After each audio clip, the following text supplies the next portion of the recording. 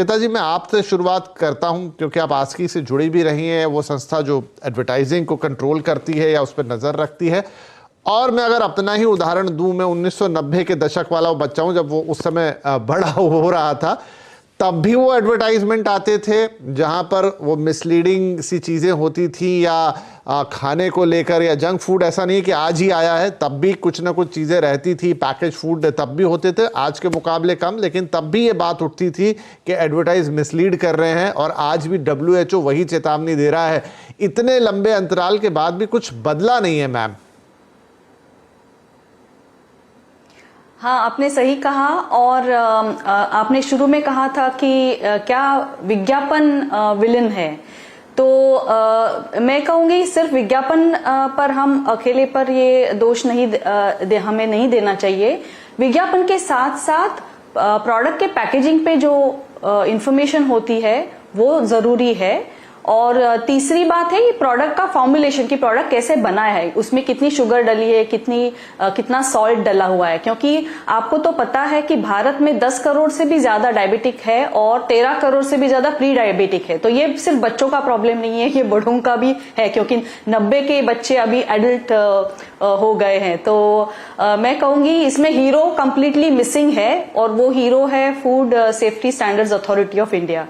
तो इसमें बहुत सारी हमको भारत बहुत पीछे रह गया है रेगुलेशंस के मामले में, तो इसमें हीरो का जल्दी से एंट्री करना बहुत जरूरी है। लेकिन जो हमारा हीरो है श्वेता मैम, वो काफी मतलब थोड़ा एंट्री में भी लेट है और थोड़ा ढीला भी है, क्योंकि अभी वो लेबलिंग पे ही अटका हुआ है। जो बात कई समय से चल रही थी कि फूड पैकेट्स पे लेबलिंग की जाए, जिस तरीके से वार्निंग दूसरी चीजों पर आती है, लेकिन अभी लेबलिंग को लेकर ही बातचीत आगे नहीं बढ़ पा रही है। वहीं पे कई सारे इश्यूज हो गए हैं।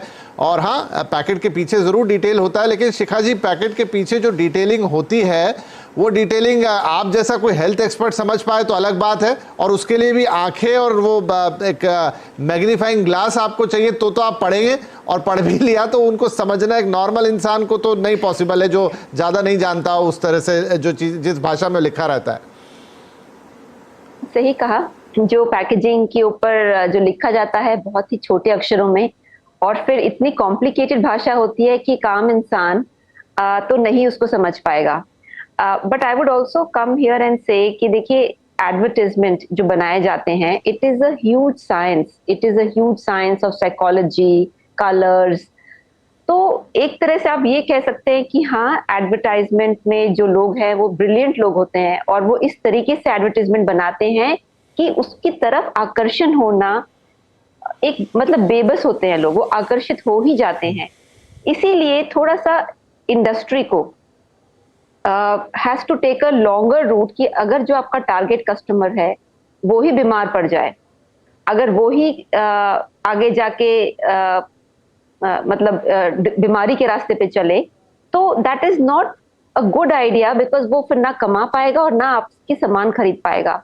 सो it is a very, I would say it is a vicious cycle. यानी आप अपने, हमारी बायोलॉजी में कहते हैं viruses which kill their end host, तो वो खत्म हो जाते हैं होस्ट के साथ। So what I am trying to say is कि आई थिंक इट्स टाइम कि इंडस्ट्रीज को समझना चाहिए कि आपका जो एंड टारगेट कस्टमर है, क्या आप उसे वो सामान बेच सकते हैं अपने आकर्षण और अपने बहुत ही क्रिएटिव एड्स के साथ, जो उसके लिए भी अच्छा हो और आपकी इंडस्ट्री के रेवेन्यू के लिए भी अच्छा हो।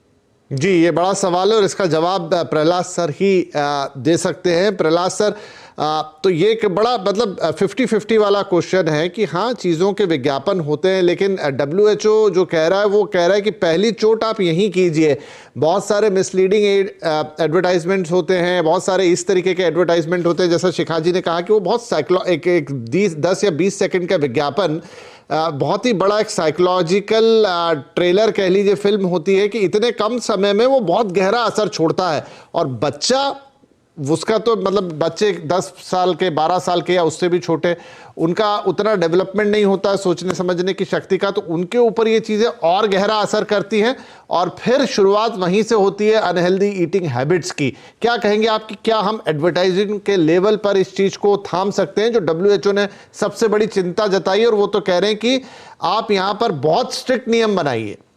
I absolutely agree with them, but एक जगह आप WHO भी भूल रहा है कि ये जंक फूड का शुरुआत किस देश से हुआ था? From developed Nations, not from developing Nations. शुरू हुआ था अमेरिका से, फिर यूरोप से और वगैरह वगैरह। तो उनके तरफ तो कुछ नहीं हो रहा, मतलब कि they don't pay any attention. और WHO उनकी तरफ ये भी नहीं कह रहा कि कोई सख्त करो, because if America and Europe सख्त कार्रवाई करे इसके बारे, तो the rest of the countries in the third world will automatically follow, there is no question about it. अब हम सोच रहे हैं कि पहले अमेरिका शुरू कर, क्योंकि अमेरिका ने शुरुआत किया था ये जंक फूड कैटेगरी को, और सबसे वर्स्ट अफेक्टेड अमेरिकन है। They are all obese, they are all overweight and they always have been, और वो चर्चा तो होती रही है, पर अभी तक कुछ लेजिस्लेशन ये नहीं हुआ to protect the child, specially the children, because children पे जो असर करता है विज्ञापन का, वो किसी को अभी तक मालूम नहीं पूरा इम्पैक्ट कितना होता है। क्योंकि अडल्ट तो रैशनलाइज भी कर सकते हैं कि ये ठीक है, चलो एग्जैजरेट करके बोला है किसने, इसका टेस्ट बहुत ही अच्छा होगा, पर इतना अच्छा तो कभी हो नहीं सकता। आप चख के देख लीजिए। So there is a rational decision taken by adults, but for children वो तो बिल्कुल ही पीछे पड़ जाते हैं। आप लोग के पीरियड, या मुझे ये चाहिए, नहीं चाहिए, तो you know. So the fact is that it has a huge impact on children. There is no question about that. But nobody has ever done a study that विज्ञापन का impact बच्चों पे कितना होता है, कितना बुरा होता है, किस तरह से अच्छा भी होता है, बुरा भी होता है। और that we have not ever produced in India. बाहर थोड़ा बहुत इसका चर्चा हुआ है, but इंडिया में तो कभी नहीं हुआ। And then the second thing is that junk food should definitely be curtailed, because if it is not curtailed at manufacturing level, तो they will not close shop. वो दुकान बंद करके तो घर नहीं जाने वाले, वो जंक फूड को हेल्थी फूड ही बनाने पड़ेगा ना उनको। They'll have to take all the gluten out of maida, they'll have to stop making मैदे की what you call sweets, they'll have to start doing आटा or doing whole wheat। तो थोड़ा बहुत शुरुआत हुआ है, because there is public pressure that ये healthy नहीं है, तो healthy alternative चाहिए। So all the junk food companies which actually are American, whether they're pizza companies or hamburger companies or fried chip companies, वो तो हिंदुस्तानी कंपनी तो नकल ही कर रही हैं उनकी। पर अगर इनके ऊपर सख्त कार्रवाई हो जाए कि एक तो you mention what you are putting in there, and secondly if you are not going to improve the health coefficient of your food, we will actually stop you from manufacturing। तब कुछ नतीजा होगा। नहीं, आप सही कह रहे हैं।